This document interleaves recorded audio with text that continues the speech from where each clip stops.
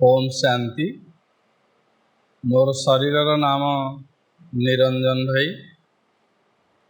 मु एक मध्यवित्त परिवार जीवन आरंभ करिछि। मोर लौकिक जेजेबापा राजांकर सर्वराकार थिले गाँव रे। बापा प्राइमरी टीचर थिले। छोट परिवार थिला। मोर दुई भौणी भी मो सहित रहुथिले।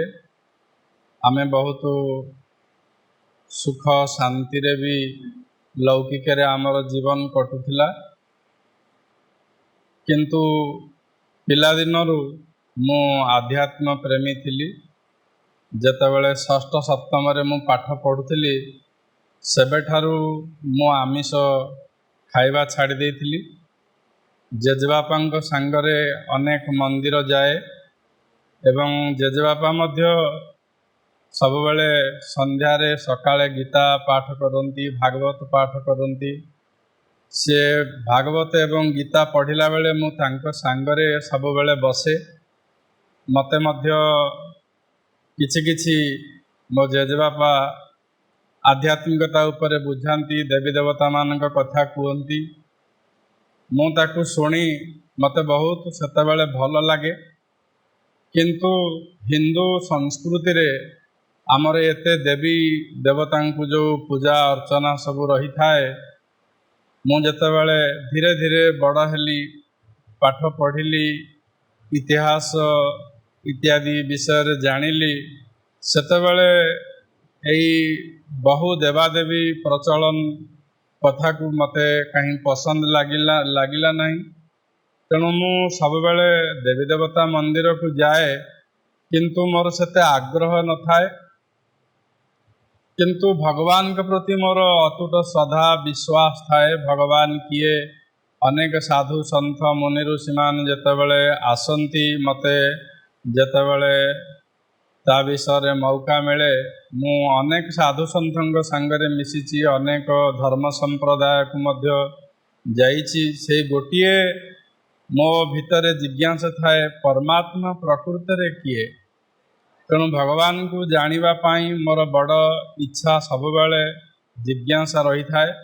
मु जेते सब साधु संत मान पाखक जाए, मते जहाँ भी मु शुणे मते तो भल लगे, जेहेतु मु आध्यात्मिकता को भल पाउथिली।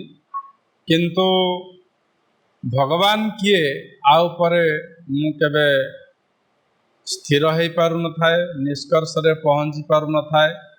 एमिति धीरे धीरे मु जेतेबेले नयागढ़ कॉलेज रे +2 पढ़ुथिली, सी 86 मसीहार कथा।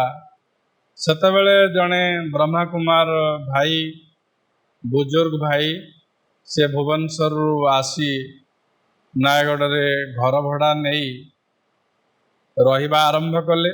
तांको पड़िशा घरे आमे गोटे टाइप इंस्टीट्यूशन रे टाइप शिखिबा को मु जाउ थाए।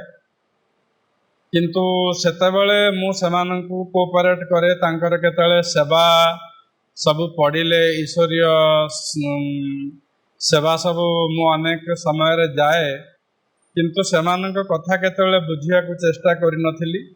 एटा थिला अक्टोबर मास दशहरा दिन रे सेमाने आसिकरी आमर से टाइप इंस्टीट्यूशन पाखरे रही थिले। परे परे मु 1987 मसीहा फेब्रुआरी मास 2 तारिख सरस्वती पूजा पड़ी थाए। आउ से सरस्वती पूजा रे मु पुष्पांजलि दबा पाई देवी सरस्वती को उपवास रे रही थिली। एवं से समय रे गोटे सत्संग चली आमर टाइप इंस्टीट्यूशन पाखरे आमर से ब्रह्मा कुमारी जी सहज राजयोग शिक्षा केंद्र सेठी लेखा थिला। सेठी से माने सहज राजयोग शिक्षा दौथिले, जहाँ शिखौथिले। से दिन कहीं मु तांके पाखरे जाइकरी बहुत समय बसिली, प्राय 11टा रु 4टा पर्यंत तांको से सत्संग रे सहयोग ने अरे सहयोग करुथिली एवं से क्लास सब शुणिली। क्लास सब शुणला परे गोटे कथा मते बहुत भल लगिला। आमर जो त्रिमूर्ति फोटोटी अच्छी ब्रह्मा विष्णु शंकरंकर उपरे शिव बाबांकर ज्योतिर्बिंदु चित्र आउ जे परमेश्वर परमात्मा निराकार ज्योतिर्बिंदु स्वरूप से निराकार होइथिबा कारणरू ब्रह्मा विष्णु शंकरंक द्वारा ही स्थापना पालना विनाश कार्य परिथांती। एई विषयटी मते बहुत मर्मस्पर्शी है, हृदयस्पर्शी है एवं मु से ईश्वरीय ज्ञान को अति सहजरे सहर्ष भाव ग्रहण करनेली। मते सेठू बाकी मु कौनसी प्रश्न करी नाही। मते जमिति आगरू ए सब ज्ञान शुणिथिला भलिया मते अनुभव हैला। तापरे मु धीरे धीरे 7 days कोर्स से भाई द्वारा करी। प्रतिदिन तो मुरली क्लास रे सेबे ठारू मु साप्ताहिक कोर्स पर जोगदेली एवं सेबे ठारू 1987 मसीहा फेब्रुआरी 2 तारिख ठारू मोर खाइबा ब्रह्मचर्य पालन एवं प्रत्यह सत्संग मु केबे मिस करी नाही।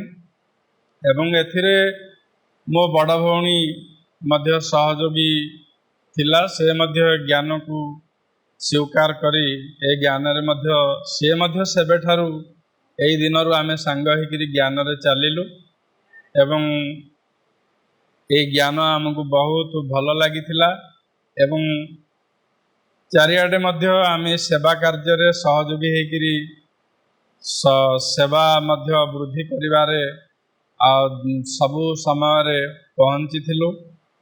मो भौणी मध्य बाबांकर बहुत बड़ निष्ठार सहित से बाबांक ज्ञान रे चलुची। एबे तो माउंट आबू रे मध्य से गोटे घर नेइकरी रहुची एवं मु मध्य 2003 मसीहारू एई ईश्वरीय विश्वविद्यालय इटामाटी सेंटर रे 2003 मसीहारू समर्पित जीवन यापन करुची एवं मते जीवन बहुत भल लगुची। एवं ईश्वरीय विश्वविद्यालय सेवा कार्य रे मु आज पर्यंत विनियोग अछि आ मते खूब शांति लगुची आ मते बहुत खुशी लगुची। मु मध्य चाहूची अनेक अनेक भाई भौणी मानकर कल्याण हो, सेमाने मध्य बाबांकर परिचय प्राप्ति करंतु। ए ईश्वरीय सेवा रे सारा जीवन उत्सर्ग करी मते बेस शांति एवं खुशी मिलुची। ओम शांति।